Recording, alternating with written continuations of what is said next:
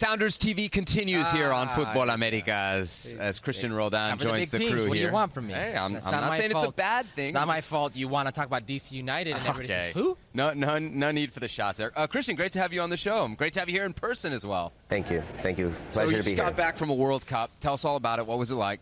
Yeah, it was a great experience. Obviously, having my family there was really important for me. You know, all the sacrifices that they've made for me to be there, and I think that was the reason why it was really special for me to see them enjoy the heck out of the World Cup. Okay, there's two camps when it comes to rating the U.S. men's national team and their performance in this World Cup. Rate it. Where are you at right now? How would you rate the performance of the U.S. men's national team in Qatar? Yeah, I feel like we left a little bit out on the table because I felt like we were playing really well, man. We had a lot of confidence. I didn't feel like we feared any team, and that's where, you know, where I felt like we just left a little bit out there, especially in that Holland game. And you know, we talk about, like, you know, playing 4 games in what 10 days or so. Yeah. It's tough. It takes a toll on your body. You think physically you guys ran out of gas? You know, it's certainly possible. We put our best lineup out every game, but because we had to, because we weren't in a leisure position. And yeah, that always makes it tougher. But I felt like, man, the boys put in a shift, and you know, we left it all out there, and I think that's something that we're proud about. So much was said about Gio Reyna and his role at the World Cup. You had a unique perspective on what happened there. What did you see? Yeah, I love Gio, man. You know, I think that all that stuff was dealt with internally, and it's unfortunate that it all came out, because I felt like we had moved on from it, and we felt that we kind of dealt with it in a great way, especially within the players. And now it's unfortunate that it's now in the limelight, right? And that's all we're talking about, because it kind of overshadows what we did at the World Cup. And I felt like we had done something special. So, you know, I believe Gio has a really long future with U.S. soccer, and it's really unfortunate that we're talking about this. All right, obviously the drama at the World Cup, drama unfolded post-World Cup. Very unfortunate drama involving the Reynas, Gregg Berhalter, and his family. One of the questions we asked ourselves on Futbol Americas, you asked me literally yesterday on Futbol Americas, was if the players would view Gio Reyna differently, if his time on the national team would maybe come with an asterisk. You're part of that World Cup experience. What's your take on that? No, absolutely not. I mean, I think Gio as a person has a lot of growing to do, and you know, we all make mistakes. You know, I've made mistakes, and you know, I've yelled at some of my coaches and players, and you know, things like that happen. Things of that nature happen, and of course, Gio's a competitor. He wants to be playing in games, so you know, it's a learning curve for him. And so for us, acknowledging that he, you know, came out and apologized to our group, and you know, and we moved past it, I think, you know, we're all good. You know, we're humans, we're players, and we love him to death. Your career is very interesting, and it's different than a lot of the guys on the national team, because a lot of the guys on the national team were actually formed in Europe, right, or somewhere else. You came up through the American youth soccer system. When you see the scandal that erupts, which starts with like parents kind of taking a significant role at like the national team level. I'm sure at the youth soccer ranks you saw plenty of that, but when you see it at the national team level at a World Cup, or when you hear about it after the World Cup, what's your reaction to that? Yeah, it's tough to see, obviously, because we want to take drama out of the sport that we love, right? I think we talk about the sport, you know, bringing everybody together, and that's we talk about it being a beautiful game. And so when we see stuff like that, obviously it sucks to see. I think is just plain and simple. It sucks to see, but you know, we have to acknowledge that we're all human beings, and we all have to, you know, learn from these mistakes. And I think that's that's what I take out of all of this.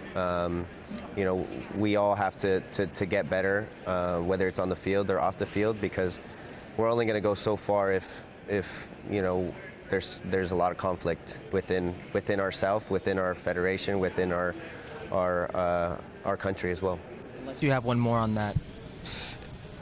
A few days ago, it was reported that Zinedine Zidane was a target for the U.S. men's national team. That was rebuffed. They said they politely declined at the moment. But your initial reaction to hearing that U.S. soccer went for Zinedine Zidane, that's one of the targets? Yeah, I think Jim said it best the other day. Jim Curtin.